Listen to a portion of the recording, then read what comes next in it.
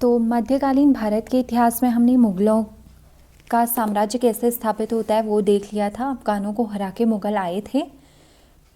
बाबर और हुमायूं के बारे में मैंने आपको पहले की वीडियो में बता दिया है। आज हम जिस शासक की बात करेंगे वो है सूर्यवंश का संस्थापक, नाम है शेरशाह सूरी। शासनकाल ज़्यादा नहीं है, केवल 5 साल तक इसने शासन किया था, 1540 से 1545 तक। ये जो शासन है ये दिल्ली के शासन की बात की जा रही है, ठीक है। होने को तो 1539 में उसने मुग़ल को हरा दिया था। मुग़ल यानी कौन, उस समय पे कौन था शासन, किसका शासन था, तो वो था हुमायूं का, ठीक है। 1539 में हुमायूं को कौन सा युद्ध में हराया था, चौसा के युद्ध में।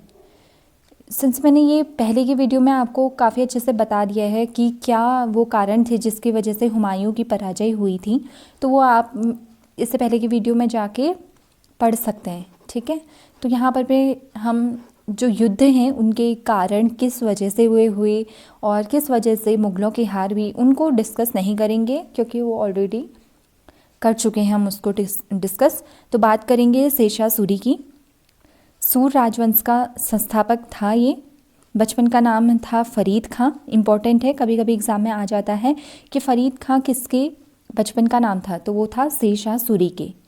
अगली चीज़ हम देखें तो बचपन से ही काफ़ी ज़्यादा कुशल था, ठीक है। तो प्रशासनिक कुशलता भी काफ़ी ज़्यादा थी, काफ़ी ज़्यादा इंटेलिजेंट ये था, इसलिए इसके पिता ने इसको जागीर संबंधी मामले इसके अंदर दे दिए थे। वो उसके संबंधी जितने भी कार्य होते थे ये देखता था फरीद खां, ठीक है। पर किसी कारणों की वजह से ये सब चीज़ें छोड़ छाड़ के चले जाता है बिहार की ओर, ठीक है। तो दक्षिण में बिहार की ओर चले जाता है और सूबेदार बाहर खां लोहानी को अपनी सेवा प्रदान करता है, ठीक है। वहाँ पे उस समय पे जो सूबेदार था उनका नाम था बाहर खां लोहानी।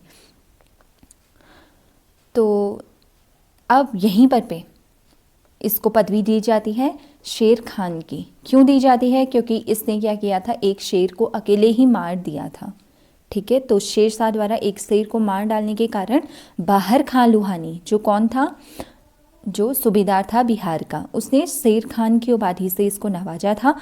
और इसी बहादुरता को देखते हुए उसने अपने पुत्र जलाल खां का संरक्षक भी उसको नियुक्त कर लिया, फरीद खां को, यानी शेरशाह सूरी को।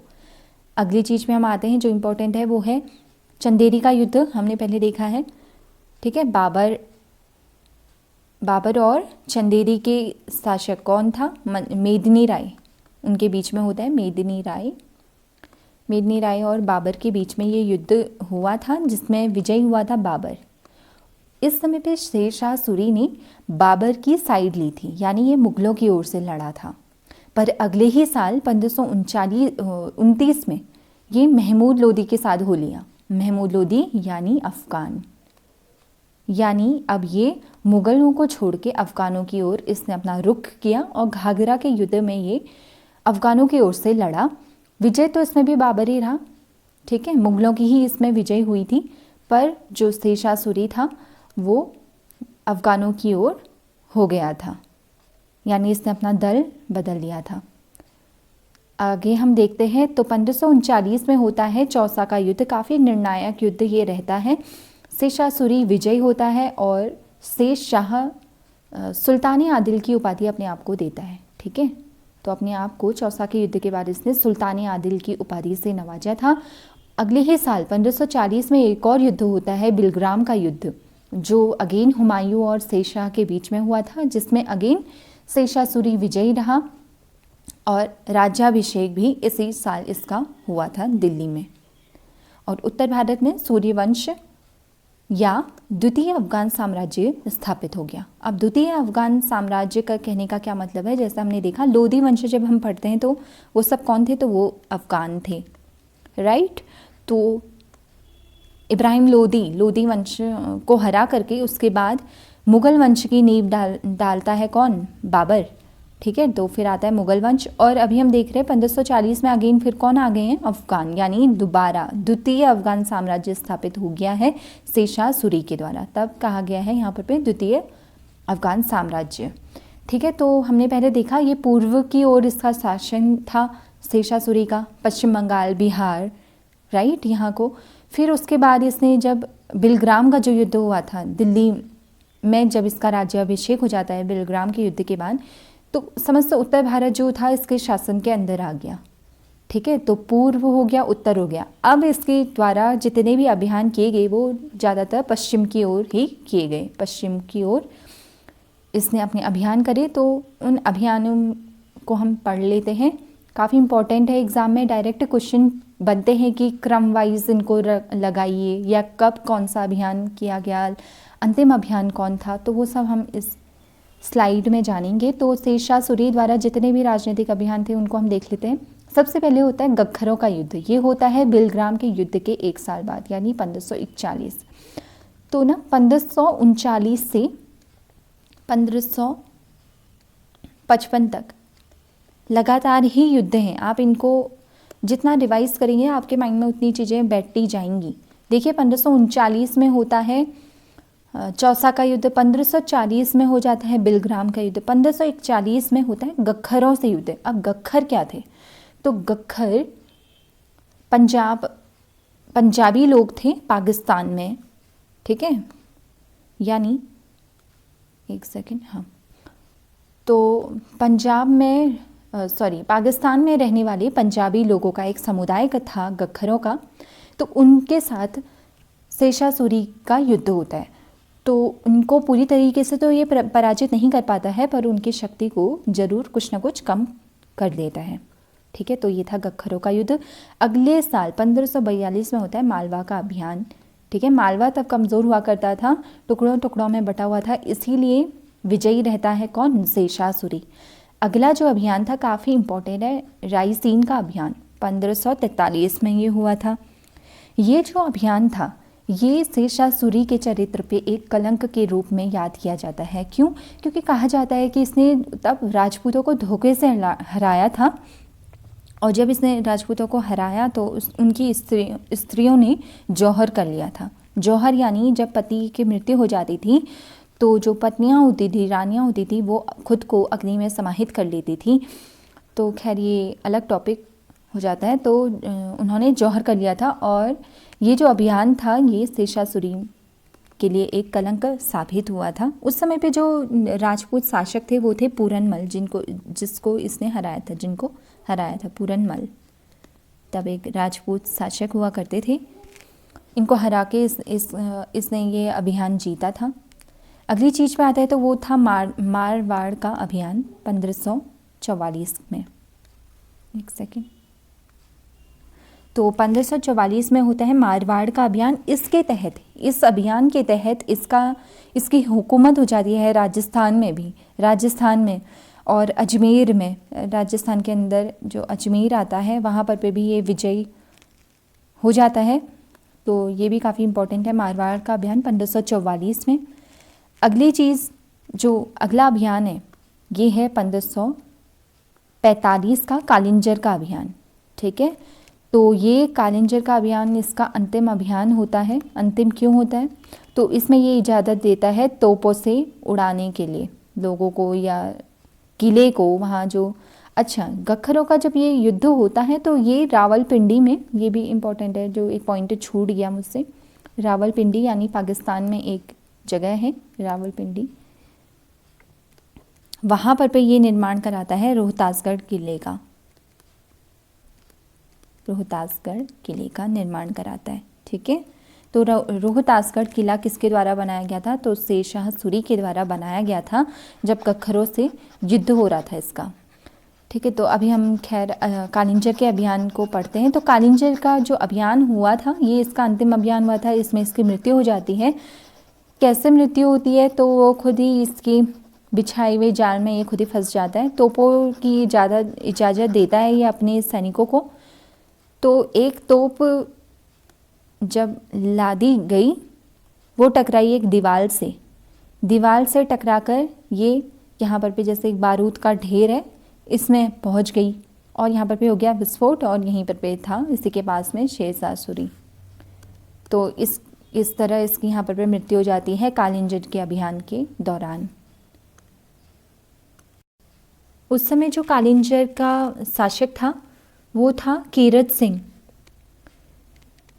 सिंह, और कहा जाता है कि कीरत सिंह के वहाँ एक दासी थी, नाचने गाने वाली जो हुआ करती थी दासी, उसको पाने के लिए शेरशाह सूरी ने ये अभियान किया था और कीरत सिंह ने मना कर दिया था उसको देने से। तो इस वजह से ये अभियान हुआ और ये अभियान शेरशाह सूरी का अंतिम अभियान बन के रह गया। शेरशाह सूरी इसमें मृत्यु हो गई शेरशाह सूरी की। तो अगली चीज़ पे हम आते हैं, केंद्रीय शासन कैसा था शेरशाह सूरी के टाइम पे।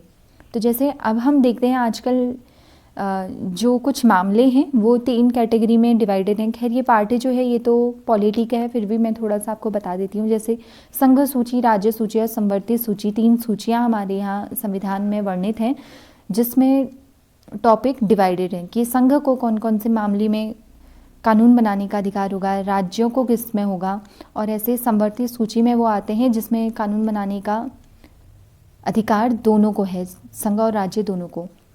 पर जो ज़्यादा पावर है वो किसके हाथ में रहती है? हमेशा संघ के हाथ में, यानी केंद्र के हाथ में। तो उसी प्रकार तब शेरशाह सूरी का भी मानना यही था कि जो इम्पोर्टेंट जो मामले हैं वो उसी के पास होने चाहिए, केंद्र में ही सत्ता होनी चाहिए। जैसे हम देख रहे हैं पूर्व की ओर तो इसका शासन था ही, उत्तर की ओर भी हो गया था, दिल्ली में तो खैर इसका राज्याभिषेक हुआ था, सॉरी, और धीरे धीरे ये राजस्थान की ओर, पश्चिम की ओर भी बढ़ा था। तो हम केंद्रीय शासन के बारे में जानेंगे। तो न्यायपालिका, कार्यपालिका और सैनिक मामले जितने भी थे वो इसका प्रमुख होता था। सैनिक मामलों इन सब का प्रमुख कौन था? शेरशाह सूरी ही था। ठीक है, तो शेरशाह सूरी का प्रमुख था। इसके अलावा उसने काफ़ी ज़्यादा विभाग नियुक्त करे। ठीक है, काफ़ी ज़्यादा विभागों की नियुक्ति इसने करी। जैसे दीवानी वजारत की अगर हम बात करें तो दीवानी वजारत जो था ये आर्थिक मामलों से रिलेटेड था, आर्थिक चीज़ें ये देखा करता था। और जो इसका प्रमुख होता था, अध्यक्ष जो होता था वो होता था वजीर। वजीर कहा जाता था जो आज के पीएम के समकक्ष में है। ठीक है, यानी जो हमारे जैसे प्राइम मिनिस्टर का जो ओहदा है वैसे ही वो वजीर का हुआ करता था, यानी ये और मंत्रियों की देखरेख भी करता था। जैसे पीएम के अंदर और सारी जितनी भी मंत्रिमंडल है उनका प्रमुख पीएम होता है ना, तो वैसे ही उस समय पे जितने और मंत्रिमंडल थे उसका प्रमुख ये वजीर हुआ करता था। तो नाम था विभाग का क्या? दीवानी वजारत। अगले विभाग को हम देखें तो वो है सैनिक मामलों के लिए। प्रमुख तो कौन होगा? शेरशाह सूरी ही सैनिक मामलों का, पर उस विभाग का जो नाम था वो था दीवानी आरज या दीवानी अर्ज। तो ये किससे रिलेटेड था? तो ये सैन्य था। और इससे पहले वाला था आर्थिक। आप इसको नोट डाउन कर लेना क्योंकि एग्ज़ाम के पॉइंट ऑफ व्यू से काफ़ी इंपॉर्टेंट है ये। अगला जो है वो है दीवानी रिसालत। जैसे आज के चीज़ों में हम जैसे देखते हैं 2 राज्यों से पत्र व्यवहार के लिए, राज्यों के बीचों में पत्र व्यवहार के लिए, तो ये विभाग उसी के लिए नियुक्त किया गया था, मतलब बनाया गया था पत्र व्यवहार के लिए, दीवानी रिसालत। अगली चीज़ पे आते हैं तो दीवानी इंशा। ये ऐसा विभाग था जो जैसे कोई प्रशासनिक विभाग था जिसके जो अधिकारी का जो प्रमुख था उसका कार्य सरकारी आदेशों का पालन करवाना था। ठीक है, जो सरकार ने जो आदेश दे दिए उसके पालन के लिए जो इसके प्रमुख होते थे दीवानी इंशा के, उनका कार्य होता था उसको एग्जीक्यूट कराना। ठीक है, तो ये एग्जीक्यूटिव बॉडी थी उस समय की दीवानी इंशा। अगली चीज़ पे आते हैं तो वो है दीवानी कज़ा। विभाग का नाम है दीवानी कज़ा। ये एक न्याय विभाग था। जैसे हमारे यहाँ आप क्या होती है सुप्रीम कोर्ट, ठीक है, हाई कोर्ट वगैरह हैं, तो वैसे ये न्यायिक विभाग था उस समय पे, जिसके प्रमुख अधिकारी को कहा जाता था काजी। ठीक है, इसका प्रमुख होता था काजी। अगली चीज़ पे आते हैं तो वो है दीवानी बरीद। ये एक गुप्तचर विभाग था। ठीक है, ये कैसा विभाग था? गुप्तचर विभाग था। एक सेकंड। तो दीवानी बरीद एक विभाग था जिसके प्रमुख को कहा जाता था बरीद ए मुमालिक।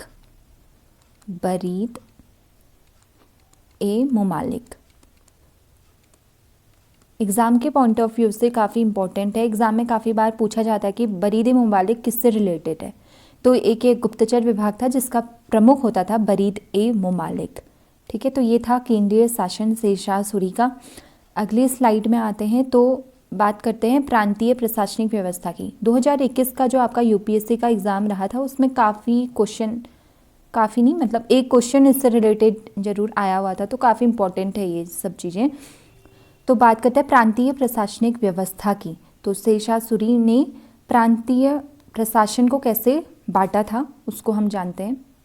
तो जैसे हमने देखा शेषासुरी ने ऑलमोस्ट ऊपर के जो इंडिया का जो पार्ट है उसमें शासन कर लिया था उस समय पे, या भारत पे शासन करा था, इंडिया कहना सही नहीं रहेगा। तो उस समय इसने क्या किया था, जितने भी प्रांत थे इनको छोटे छोटे प्रांतों में विभक्त कर लिया था, और इनका जो प्रमुख होता था उसको कहा जाता था सूबेदार, और इन प्रांतों को कहा जाता था सूबा कहा जाता था, और इनका जो प्रमुख था या अध्यक्ष था वो होता था सूबेदार। अगली चीज़ पे आते हैं, तो बात करते हैं स्थानीय प्रशासनिक व्यवस्था की। प्रांत से अब हम आ गए हैं स्थानीय प्रशासन व्यवस्था में। तो स्थानीय शासन को इसने 3 भागों में डिवाइड किया था। पहला था सरकार, दूसरी चीज़ थी परगना या परगना, और तीसरी चीज़ थी ग्राम। तो इस बार के यूपीएससी के पेपर में जो क्वेश्चन था वो ये था कि इनको सीरीज से लगाइए, कौन सबसे बड़ा होता था और कौन सबसे लीस्ट में आएगा, सबसे छोटा पद किसका होगा। तो अगर आप इसको क्रम से देखेंगे तो सूबेदार सबसे बड़ा होता था पद, उसके बाद आता था सरकार सेकंड में, थर्ड में आएगा परगना, और फोर्थ में आएगा ग्राम। तो ये क्वेश्चन आया था प्रीलिम्स के एग्ज़ाम में।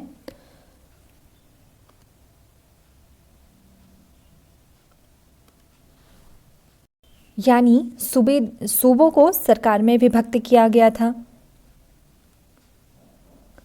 और एक सेकेंड, सूबों को सरकार में विभक्त किया गया था और सरकारों को अगेन परगना में या परगना में, और उसके बाद इनको ग्रामों में डिवाइड किया गया था। अगली चीज़ पे आते हैं, तो वो है भू राजस्व व्यवस्था। भू राजस्व व्यवस्था यानी भूमि से रिलेटेड क्या व्यवस्था उसने की थी, उन चीज़ों पे आते हैं। तो काफ़ी ज़्यादा इसने भू राजस्व व्यवस्था में सुधार के लिए इसको जाना जाता है, शेषासुरी को। इसने काफ़ी ज़्यादा सुधार इसके क्रम में करे हैं। सबसे पहले तो उसने अहमद खां को, जो उसका काफ़ी ज़्यादा विश्वास के पात्र एक अधिकारी था अहमद खां, उसको राज्य की भूमि की, उसके तहत उसने राज्य की भूमि की माप करवाई थी। एक सेकेंड। तो भू राजस्व के लिए इसने गजे सिकंदरी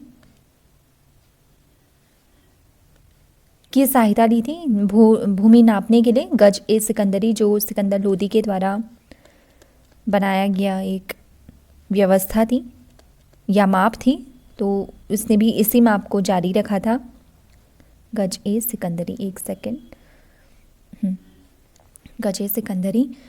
अगली चीज़ देखें तो किसानों को शोषण से बचाने के लिए इसने पट्टा और कबूलियत व्यवस्था अपनाई। पट्टा और कबूलियत, अब ये क्या चीज़ थी तो वो हम देख लेते हैं।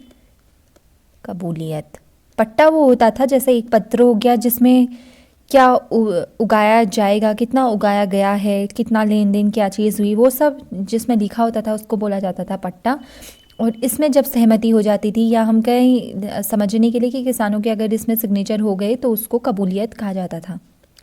ठीक है, तो ये चीज़ थी पट्टा और कबूलियत। आगे हम देखें तो उस समय पे जो लगान लेने की जो व्यवस्था थी वो थी रैयतवाड़ी व्यवस्था थी, यानी किसानों से डायरेक्ट उसमें लगान लिया जाता था, और किसान की पैदावार का 1.4 भाग, 1/4 भाग उनसे जो उत्पादन वो करते थे उसका 1/4 भाग वसूल किया जाता था उस समय पे। ठीक है, और लगान लेना जो था वो नगद और अनाज दोनों में होता था। नगद और अनाज यानी रुपए और अनाज दोनों में ही आप लेन देन कर सकते थे उस समय पे। तो ये उस समय पे उसकी भू राजस्व व्यवस्था थी। अगली चीज़ अगर हम लगान से रिलेटेड देखें तो किसानों को जरीबाना और महासिलाना कर देने पड़ते थे। 2 प्रकार के कर देने पड़ते थे, वो थे जरीबाना, एक का नाम था जरीबाना और दूसरा कर था महासिलाना। महासिलाना, ये दो प्रकार के कर थे जो किसानों को देने पड़ते थे। अब जो जरीमाना कर था ये सर्वेक्षण शुल्क था। सर्वे के लिए जो शुल्क लिया जाता था वो था जरीमाना सॉरी। और महासिलाना जो था वो था कर संग्रह शुल्क। ठीक है, कर संग्रह शुल्क ये होता था।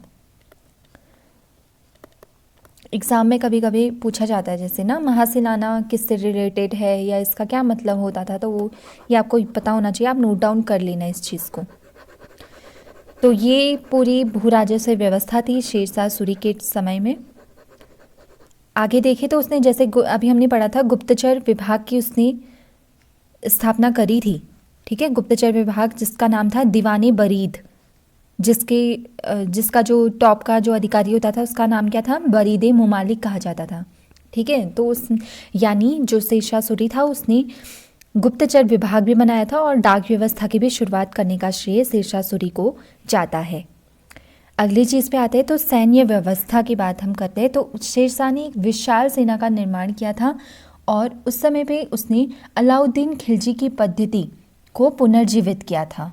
ठीक है, शेरशाह जो था वो खुद ही सेना का सेनापति होता था और सेना में जो लोग होते थे उनकी भर्ती शेरशाह स्वयं ही करता था। अगली चीज़ पे हम आते हैं तो शेरशाह की सेना में अगर हम देखें तो काफ़ी ज़्यादा घुड़सवार उसमें हुआ करते थे। लगभग 1.5 लाख के करीब उसमें घुड़सवार थे। 25,000 पैदल उसकी सेना थी और 5,000 हाथी और पर्याप्त तोपखाने इसकी सेना में सम्मिलित थे। शेरशाह ने पुलिस व्यवस्था के संदर्भ में स्थानीय उत्तरदायित्व के सिद्धांत पर कार्य किया था, यानी जो अधिकारी जिस क्षेत्र में नियुक्त होगा उस क्षेत्र की शांति व्यवस्था का उत्तरदायित्व उसी का होगा। ठीक है, जैसे हम आज की डेट में अगर हम देखें तो आप कैसे भी समझ सकते हैं, जैसे जिला स्तर पर जिलाधिकारी होता है ना, तो उस जिले की देखरेख का जिम्मा सब उसके अंदर आएगा। उसके नीचे जो होंगे वो सब उनकी देखरेख वो करेंगे। यानी जगह को बांट दिया, छोटे छोटे जगहों को बांट दिया, तो वैसा ही उस समय पे भी होता था। तो ये यहाँ पर भी थी सैन्य व्यवस्था। अगली चीज़ पे आते हैं तो मुद्रा व्यवस्था। मुद्रा व्यवस्था जो है, जो आज की डेट में हम रुपया बोलते हैं, ठीक है, करेंसी हमारी जो है वो रुपया है। साइन की बात नहीं कर रही हूँ मैं, साइन तो काफ़ी लेट बना हुआ है, ठीक है, 90s की बात है। खैर हम रुपया की बात कर रहे हैं। तो जो हमारी जो करेंसी है रुपया, ये जो बनाया था ये शेरशाह सूरी के द्वारा ही बनाया गया था। रुपया का चलन शेरशाह सूरी के द्वारा किया गया था। तो उस समय पे मुद्रा व्यवस्था कैसी थी, तो काफ़ी ज़्यादा विकसित थी। उसने घिसे पिटे जो सिक्के थे उनके स्थान पे चांदी का रुपया बनाया और तांबे के दाम बनाए। तांबे के दाम का जो आधा या चौथाई और 16वें भाग के भी अनेक सिक्के इसने बनाए थे। इसने अपने सिक्कों पे अपना नाम और टकसाल का नाम अरबी और देवनागरी लिपि से खुदवाया था। शेरशाह सूरी के द्वारा जो जारी किए गए रुपये थे उसमें स्मिथ ने लिखा है, यह रुपया वर्तमान ब्रिटिश मुद्रा प्रणाली का आधार है। स्मिथ के द्वारा कहा गया ये कथन है। और शेरशाह के शासनकाल में जो चांदी के रुपये और तांबे के दाम का जो अनुपात होता था, यानी चांदी और तांबे के सिक्के का अनुपात जो था वो था 1:64, यानी 64 अगर आप तांबे के सिक्के लेंगे तो वो एक चांदी का सिक्का होगा। ठीक है, तो ये उस समय पे रेशियो था। अगली चीज़ पे हम आते हैं तो शेरशाह सूरी के द्वारा क्या क्या सार्वजनिक कार्य किए गए उसको देखते हैं। तो काफ़ी ज़्यादा सड़कों का निर्माण काफ़ी मात्रा में इसने करा था। जो सबसे पहली जो सड़क थी जो शेरशाह सूरी के द्वारा बनाई गई थी उसका नाम था सड़क-ए-आज़म, सड़क-ए-आज़म, जिसको आगे चल के आज की डेट में हम जो नाम से जानते हैं वो है GT road, grand trunk road. ठीक है, तो इसका पहले नाम हुआ करता था सड़क-ए-आज़म। ये शेरशाह के द्वारा बनाई गई थी और इसकी ना 4 मेन सड़कें हैं जो काफ़ी ज़्यादा प्रसिद्ध हैं। जो पहली सड़क है वो बंगाल के सोनार गांव से शुरू होके दिल्ली तक जाती थी और फिर दिल्ली के बाद लाहौर होती हुई पंजाब में अटक तक जाती थी। ठीक है, पाकिस्तान की बात कर रहे हैं हम, मतलब पश्चिम बंगाल से होते हुए पाकिस्तान के पंजाब तक जाती थी। दूसरी जो सड़क थी वो आगरा से बुरहानपुर तक जाती थी। तीसरी सड़क जो इम्पोर्टेंट है वो है आगरा से जोधपुर की और जोधपुर से चित्तौड़। और चौथी जो सड़क है वो लाहौर से मुल्तान तक। तो ये 4 सड़कें हैं जो काफ़ी इम्पोर्टेंट हैं। शेरशाह सूरी के द्वारा इनका निर्माण किया गया था।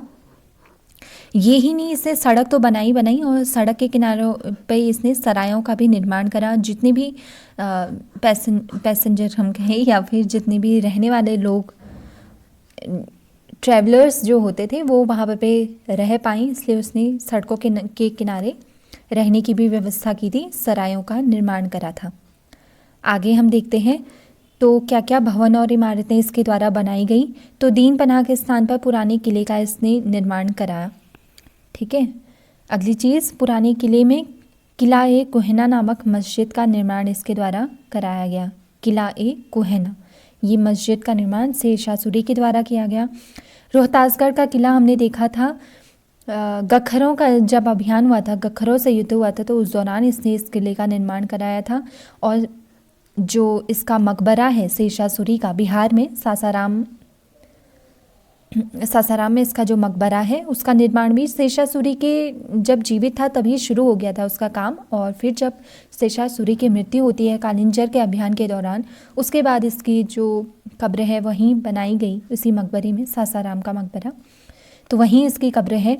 और चारों ओर ये झील से घिरा हुआ है, काफ़ी सुंदर है ये देखने में। और इसकी तुलना की जाती है ताजमहल से, यानी सुंदरता के मामले में कहा जाता है कि ये ताजमहल से भी ज़्यादा सुंदर है।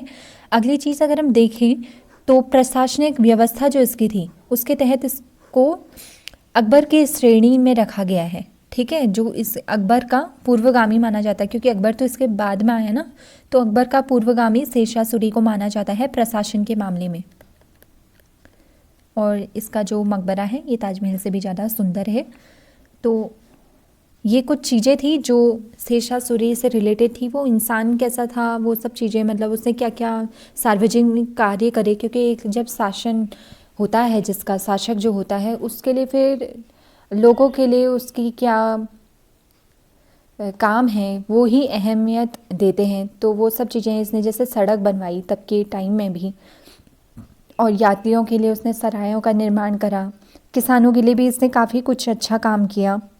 तो इन टोटल जनरल वे में अगर हम देखें तो इसका शासन 5 सालों के अंदर जितना रहा, काफ़ी अच्छा रहा। तो अगली वीडियो में हम आगे टॉपिक को कवर करेंगे। इस वीडियो में इतना ही।